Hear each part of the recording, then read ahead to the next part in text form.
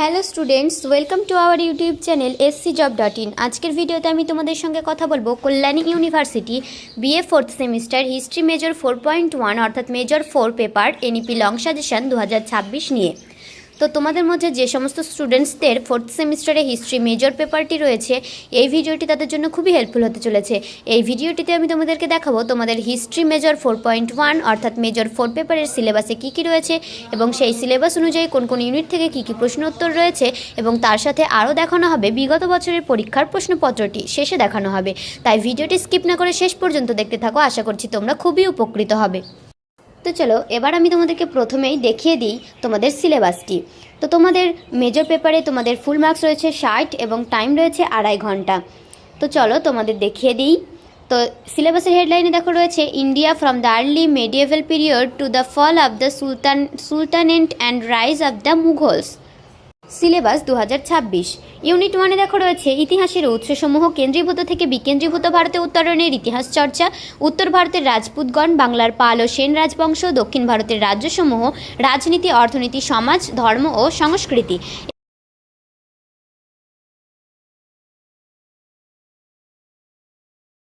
তো এরপরে দেখো রয়েছে ইউনিট 2। এবার দেখে নাও ইউনিট 2-তে কী রয়েছে। দিল্লি সুলতানাদের অধীনে উত্তর ভারত 997 থেকে 1206 খ্রিস্টাব্দ পর্যন্ত তুর্কি আক্রমণ, 1206 থেকে 1286 খ্রিস্টাব্দ পর্যন্ত সুলতানাদের সংহতি, খিলজি বিপ্লব এবং খিলজি শাসনের সর্বশক্তিমান রাষ্ট্র, তুগলক যুগের সংস্কার ও প্রতিসংস্কার, দিল্লি সুলতানাদের পতন এবং বিজয়নগর ও বাহমনি প্রভৃতি অঞ্চলের রাষ্ট্রের উত্থান। এরপরে দেখে নাও ইউনিট 3-তে কী রয়েছে। ইউনিট 3-তে রয়েছে মুঘল উত্থানের প্রাককালে দিল্লির তৈমুরের আক্রমণ, সৈয়দ ও লোদি বংশ, বাবরের অভিযান, বাবরের মধ্য এশীয় সংযোগ, হুমায়ুনের দুর্ভাগ্য, শেরশাহর সুর এবং ভারতে আফগান শাসন। এরপরে ইউনিট 4-এ রয়েছে সুলতানাত যুগের ভারত, রাজনীতি, অর্থনীতি, সমাজ ও সংস্কৃতি, রাষ্ট্র ও রাজত্বের ধারণা, নতুন কৃষি, বাণিজ্যিক শিল্প সম্পর্ক, নগরায়ন, ভক্তি ও সুফি দর্শন, ভাষা, সাহিত্য, শিল্প ও স্থাপত্য, বাংলা ও বাংলার বাইরের অঞ্চল।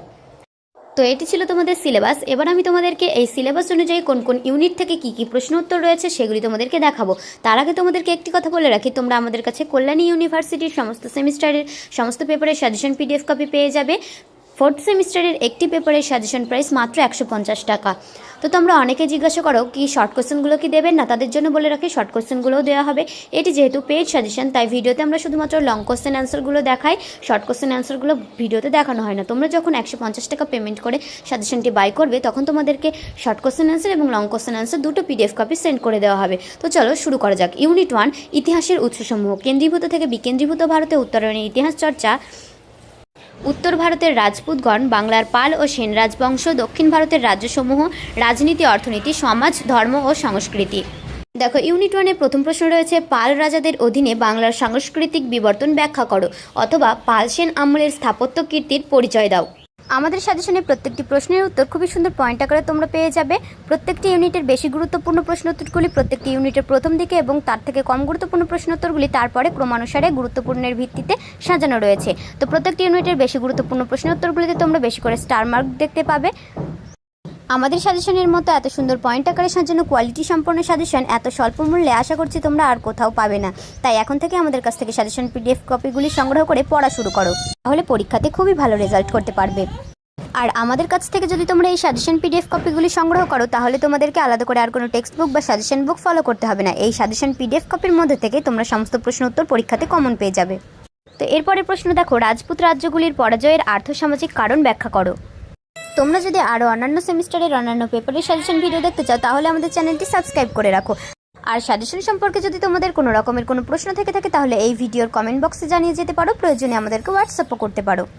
তো তোমরা আর কোন কোন পেপারের কোন কোন সেমিস্টারের সাজেশন ভিডিও দেখতে চাচ্ছ কমেন্ট বক্সে লিখে জানিও। এই ভিডিও ডেসক্রিপশন বক্সে তোমরা পেয়ে যাবে আমাদের WhatsApp number, website link, online payment number এবং আরও অন্যান্য ইম্পর্ট্যান্ট ইনফরমেশন। তাই ডেসক্রিপশন বক্সটি ফলো করতে একদমই ভুলো না। পরের প্রশ্ন ঐতিহাসিক হিসাবে জিয়াউদ্দিন বারানির প্রধান গুরুত্ব নির্দেশ করো। তো আমাদের ওয়েবসাইটটি তোমরা ভিজিট করলে তোমরা এই সাজেশনের বেশ কিছু কয়েকটি উদাহরণস্বরূপ গুরুত্বপূর্ণ প্রশ্ন উত্তর আপলোড করা রয়েছে, সেগুলি দেখতে পাবে। তোমরা যারা আমাদের সাজেশনের কোয়ালিটি কেমন হবে তা নিয়ে ভাবছো, তারা আমাদের ওয়েবসাইটটি ভিজিট করে দেখে এসে তোমরা সাজেশন PDF কপিটি বাই করে নিতে পারো। এই ভিডিও ডেসক্রিপশন বক্সে তোমরা আমাদের ওয়েবসাইট লিঙ্কটি পেয়ে যাবে। স্যাম্পল হিসেবে আমাদের ওয়েবসাইটে এই সাজেশনের কয়েকটি প্রশ্ন উত্তর আপলোড করা আছে, তোমরা সেটি দেখে আসতে পারো। এরপরের প্রশ্ন দেখো, ঐতিহাসিক হিসাবে আমির খসরুর মূল তাৎপর্য উল্লেখ করো।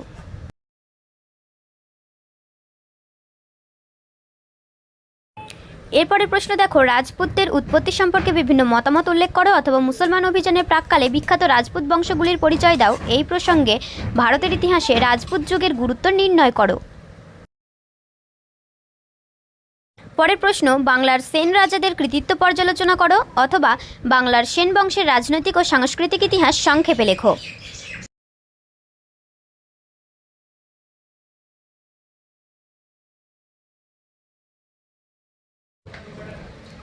এরপরের প্রশ্ন, ঐতিহাসিক হিসেবে মিনহাজ উদ সিরাজের মূল তাৎপর্য উল্লেখ করো। তোমরা যদি এই সাজেশনটি বাই করতে চাও তাহলে প্রথমে তোমাদেরকে আমাদের হোয়াটসঅ্যাপে যোগাযোগ করে নিতে হবে আমাদের সঙ্গে, তারপর আমরা তোমাদেরকে সম্পূর্ণ ইনস্ট্রাকশন দিয়ে দেবো। তো সেই মতো তোমাদেরকে নোটটি বাই করতে হবে। আমরা তোমাদেরকে হোয়াটসঅ্যাপে আমাদের পেমেন্টের স্ক্যানারটি পাঠিয়ে দেবো, সেই স্ক্যানারটি ইউজ করে পেমেন্ট করলে আমাদের বুঝতে সুবিধা হবে। পরের প্রশ্ন, রাজপুত জাতির উৎপত্তি সম্পর্কে কর্নেল টডের বক্তব্য আলোচনা করো। এরপরের প্রশ্ন, সুলতানি যুগের ইতিহাস রচনায় বিদেশি পর্যটক ইবন বতুতার অবদান কতটুকু? পরের প্রশ্ন, ধর্মপাল ও দেবপালের নেতৃত্বে পাল বংশের ইতিহাস সম্বন্ধে লেখো। এরপরের প্রশ্ন, রাজপুতদের উৎস ও উৎপত্তি সম্পর্কিত কিংবদন্তি ও ঐতিহাসিক মতবাদগুলি ব্যাখ্যা করো। এরপরের প্রশ্ন, কেন্দ্রীয় রাজতন্ত্র ও গ্রামীণ স্বায়ত্তশাসনের সম্বন্ধে গঠিত চোল প্রশাসনের বিশেষত্ব ব্যাখ্যা করো। তো এবার দেখো ইউনিট 2, দিল্লি সুলতানাদের অধীনে উত্তর ভারত 997 থেকে 1206 খ্রিস্টাব্দ পর্যন্ত তুর্কি আক্রমণ, 1206 থেকে 1286 খ্রিস্টাব্দ পর্যন্ত সুলতানাতের সংহতি, খিলজি বিপ্লব এবং খিলজি শাসনে সর্বশক্তিমান রাষ্ট্র, তুগলক যুগের সংস্কার ও প্রতিসংস্কার, দিল্লি সুলতানের পতন এবং বিজয়নগর ও বাহুমণি প্রভৃতি অঞ্চলের রাষ্ট্রের উত্থান। ইউনিট 2 এর প্রথম প্রশ্ন রয়েছে, বাজার দর নিয়ন্ত্রণে আলাউদ্দিন খলজি কী ব্যবস্থা গ্রহণ করেছিলেন অথবা আলাউদ্দিন খলজির মূল্য নিয়ন্ত্রণ ব্যবস্থা সম্পর্কে আলোচনা করো।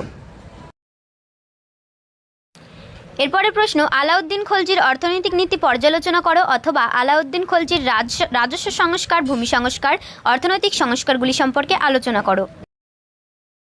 এরপরের প্রশ্ন দেখো, ইলতুৎমিশ কিভাবে ভারতে সুলতানি শাসনকে সংহত করেছিলেন অথবা দিল্লির সুলতানের প্রকৃত প্রতিষ্ঠাতা হিসেবে ইলতুৎমিশের কৃতিত্ব বিচার করো অথবা সাম্রাজ্যের প্রতিষ্ঠাতা হিসেবে সুলতান ইলতুৎমিশের কৃতিত্বের পরিচয় দাও। পরের প্রশ্ন, বিজয়নগর ও বাহুমণি রাজ্যের সংঘর্ষের কারণ ব্যাখ্যা করো অথবা বিজয়নগর ও বাহুমণি রাজ্যের মধ্যে সংঘর্ষে ধর্মের কতটুকু প্রভাব ছিল। পরের প্রশ্ন, গিয়াসউদ্দিন বলবনের রাজতান্ত্রিক আদর্শকে রাজ্য শাসনের দৈবসূত্র তত্ত্ব বলা যায় কি অথবা গিয়াসউদ্দিন বলবনের কৃতিত্ব বিচার করো। এরপরের প্রশ্ন, সুলতানা রাজিয়ার কৃতিত্ব ও ব্যর্থতার মূল্যায়ন করো অথবা সুলতানা রাজিয়ার পতনের মূল কারণগুলি কী ছিল। পরের প্রশ্ন, মুহাম্মদ বিন তুগলকের দুটি পরিকল্পনা সম্পর্কে আলোচনা করো অথবা মুহাম্মদ বিন তুগলকের বিভিন্ন সংস্কারের বিবরণ দাও। তাকে বৈপরীত্যের সংমিশ্রণ বলা চলে কিনা বিচার করো অথবা কেন মুহাম্মদ বিন তুগলক দিল্লি থেকে দৌলতাবাদের রাজধানী স্থানান্তরিত করেছিলেন, তার ফল কী হয়েছিল, অথবা কেন মুহাম্মদ বিন তুগলক তাম্র মুদ্রা প্রচলন করেছিলেন, তার ফল কী হয়েছিল, অথবা মুহাম্মদ বিন তুগলকের দুটি গুরুত্বপূর্ণ সংস্কারের বিবরণ দাও। এরপরের প্রশ্ন দেখো, তুর্কি আক্রমণের প্রাক্কালে উত্তর ও উত্তর পশ্চিম ভারতের সামাজিক, অর্থনৈতিক ও রাজনৈতিক অবস্থা বর্ণনা করো। এরপরের প্রশ্ন দেখো, ফিরোজ শাহ তুগলকের জনহিতকর নীতিগুলি সম্পর্কে আলোচনা করো অথবা ফিরোজ শাহ তুগলকের জনকল্যাণমূলক কার্যাবলী আলোচনা করো অথবা ফিরোজ শাহ তুগলক কি একজন দরদি শাসক ছিলেন অথবা ফিরোজ শাহ তুগলকের বিভিন্ন সংস্কারমূলক কার্যাবলীর পরিচয় দাও।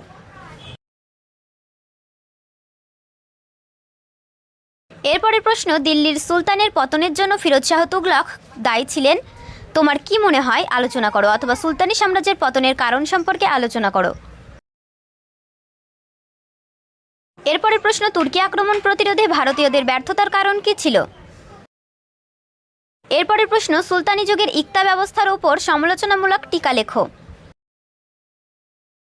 এরপরের প্রশ্ন, বিজয়নগর সাম্রাজ্যের প্রশাসনিক ব্যবস্থা সম্পর্কে আলোচনা করো অথবা বিজয়নগর সাম্রাজ্যের শাসন ব্যবস্থা সম্পর্কে আলোচনা করো অথবা বিজয়নগর রাজ্যের শাসন ব্যবস্থা ও সংস্কৃতি সম্পর্কে আলোচনা করো।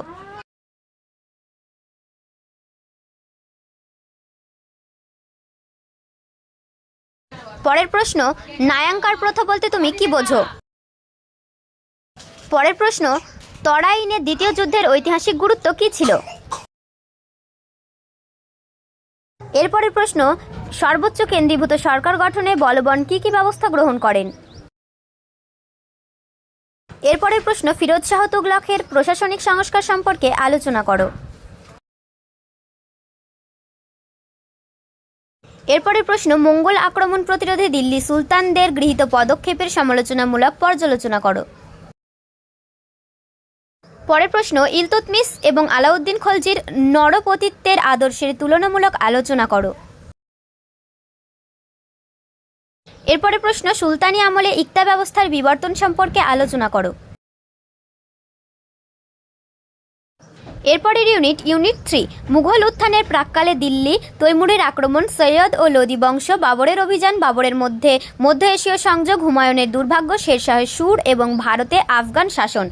ইউনিট 3 এর প্রথম প্রশ্ন রয়েছে, শেরশাহ শুধুমাত্র একজন উদ্ভাবক ছিলেন না, তার প্রকৃত উদ্দেশ্য ছিল সরকারি প্রশাসন যন্ত্রকে পুনরুজ্জীবিত ও দক্ষ করে তোলা। তুমি কি এই বক্তব্যের সাথে একমত? এরপরের প্রশ্ন, তৈমুরলংয়ের ভারতে আক্রমণের উদ্দেশ্য কী ছিল? তৈমুরলংয়ের আক্রমণের তাৎক্ষণিক ফলাফলগুলি কী ছিল? অথবা তৈমুরলংয়ের ভারত আক্রমণের উদ্দেশ্য ও গুরুত্ব সম্পর্কে আলোচনা করো। এরপরের প্রশ্ন রয়েছে, বাবর ছিলেন বিজয় সংগঠক কিন্তু তিনি সাম্রাজ্যের নির্মাতা ছিলেন না, আলোচনা করো। অথবা মুঘল সাম্রাজ্যের প্রতিষ্ঠাতা হিসেবে বাবরের কৃতিত্ব আলোচনা করো। এরপরের প্রশ্ন, সিকান্দার শাহ লোদির কৃতিত্ব মূল্যায়ন করো। এরপরের প্রশ্ন, মুঘল সাম্রাজ্যের পুনঃপ্রতিষ্ঠায় হুমায়ুনের ভূমিকা আলোচনা করো। এরপরের প্রশ্ন, আফগান ও রাজপুতদের বিরুদ্ধে বাবরের সাফল্য তুমি কিভাবে ব্যাখ্যা করবে? পরের প্রশ্ন, শেরশাহের রাজস্ব সংস্কার সংক্ষেপে লেখো অথবা শেরশাহের রাজস্ব ব্যবস্থা সংক্ষেপে আলোচনা করো। পরের প্রশ্ন, খানোয়ার যুদ্ধের গুরুত্ব আলোচনা করো। এরপরের প্রশ্ন, শেরশাহ কি আকবরের পূর্বসূরি ছিলেন? উত্তরের সপক্ষে যুক্তি দাও। এরপরে দেখো রয়েছে ইউনিট 4, সুলতানাত যুগের ভারত, রাজনীতি, অর্থনীতি, সমাজ ও সংস্কৃতি, রাষ্ট্র ও রাজত্বের ধারণা, নতুন কৃষি, বাণিজ্যিক ও শিল্প সম্পর্ক, নগরায়ন, ভক্তি ও সুফি দর্শন, ভাষা, সাহিত্য, শিল্প ও স্থাপত্য, বাংলা ও বাংলার বাইরের অঞ্চল। ইউনিট 4 এর প্রথম প্রশ্ন রয়েছে, সুলতানি যুগের স্থাপত্য, ভাস্কর্য, শিল্পকলার পরিচয় দাও। অথবা সুলতানি যুগের হিন্দু মুসলমান সংস্কৃতির সমন্বয়ের উপর একটি প্রবন্ধ লেখো। অথবা সুলতানি আমলের শিল্পকলার পরিচয় দাও। অথবা সুলতানি যুগের সাংস্কৃতিক উন্নয়নের উপর একটি টিকা লেখো। পরের প্রশ্ন দেখো, সুলতানি যুগে ভারতের অর্থনৈতিক অবস্থার সংক্ষিপ্ত বিবরণ দাও। এরপরের প্রশ্ন, দিল্লি সুলতানি কি ধর্মাশ্রয়ী রাষ্ট্র ছিল? অথবা দিল্লির সুলতানি শাসন কি কখনো ধর্মাশ্রয়ী রাষ্ট্রের সীমাবদ্ধতা কাটিয়ে উঠতে পেরেছিল? পরের প্রশ্ন, সুলতানি যুগে সামুদ্রিক বাণিজ্যের পরিচয় দাও। পরের প্রশ্ন, সুলতানি যুগে সুলতান ও অভিজাতদের মধ্যকার সম্পর্ক সম্পর্কে একটি ছোট টিকা লেখো। পরের প্রশ্ন, সামাজিক ক্ষেত্রে সহিষ্ণুতা ও সমন্বয়ের প্রসারে সুফিদের অবদান ব্যাখ্যা করো। এরপরের প্রশ্ন দেখো, ভক্তি কি? ত্রয়োদশ থেকে ষোড়শ শতক পর্যন্ত ভক্তি আন্দোলনের গতি প্রকৃতি ব্যাখ্যা করো। অথবা সুলতানি আমলে ভক্তি আন্দোলনের প্রধান বৈশিষ্ট্যগুলি আলোচনা করো। এরপরের প্রশ্ন, ভারতীয় সমাজ ও ধর্মের উপর সুফিবাদের প্রভাব আলোচনা করো। এরপরের প্রশ্ন, সুলতানি যুগে কৃষি ব্যবস্থা ও ভূমি রাজস্ব নীতি ব্যাখ্যা করো। পরের প্রশ্ন, সুলতানি যুগে নগরায়নের কারণ ও বৈশিষ্ট্যগুলি আলোচনা করো। পরের প্রশ্ন, সুলতানি যুগে হিন্দু মুসলিম সম্পর্ক কেমন ছিল? পরের প্রশ্ন, ভক্তি ও সুফি আন্দোলনের মধ্যে সাদৃশ্য ও বৈসাদৃশ্য আলোচনা করো। এরপরের প্রশ্ন, সুলতানি যুগে ধর্মীয় সহিষ্ণুতা ও অসহিষ্ণুতার দিকগুলি আলোচনা করো। তো এই ছিল সিলেবাস ভিত্তিক প্রশ্ন উত্তরগুলি ইউনিট অনুযায়ী। এবার আমি তোমাদেরকে বিগত বছরের পরীক্ষার প্রশ্নপত্রটি দেখিয়ে দিচ্ছি। তো দেখো, 2025 সালের প্রশ্নপত্র, UG 4th semester examination 2025, history major. তোমাদের দেখো ফুল মার্কস রয়েছে 60, টাইম রয়েছে 2.5 ঘন্টা। তো দেখো, 1 নম্বর দাগে তোমাদের 2 মার্কের 10টি প্রশ্নের উত্তর দিতে হবে। কি কি প্রশ্ন রয়েছে ভালো করে দেখে নাও। তো প্রশ্নের প্যাটার্নটি তোমরা ভালো করে ফলো করো। এই বছরও তোমাদের সেম প্যাটার্নে প্রশ্নপত্র হবে। এবার দেখো 2 নম্বর দাগ। 2 নম্বর দাগে তোমাদের 5 মার্কের যে কোনো 4টি প্রশ্নের উত্তর দিতে হবে। এখানেও তোমাদের থাকছে 20 নম্বর। তো কী কী প্রশ্ন রয়েছে ভালো করে দেখে নাও। এরপরে দেখো রয়েছে 3 নম্বর দাগ। 3 নম্বর দাগে তোমাদের 10 মার্কের যে কোনো 2টি প্রশ্নের উত্তর দিতে হবে। এই দাগেও তোমাদের থাকছে 20 নম্বর। কী কী প্রশ্ন রয়েছে ভালো করে দেখে নাও। তোমাদের টোটাল হচ্ছে 60 নম্বর। তো এই ছিল আজকের আমাদের সম্পূর্ণ সাজেশনের ভিডিওটি যদি তোমাদের কাছে ভালো লেগে থাকে তাহলে ভিডিওটিতে একটি লাইক করে তোমাদের বন্ধুদের কাছে শেয়ার করে দাও, যাতে তারাও উপকৃত হতে পারে। আর ভিডিওটি যদি তোমাদের কাছে হেল্পফুল মনে হয়ে থাকে তাহলে চ্যানেলটি সাবস্ক্রাইব করে অল নোটিফিকেশনটি অন করে রাখো এবং এরকম আরও হেল্পফুল ভিডিও দেখতে থাকো।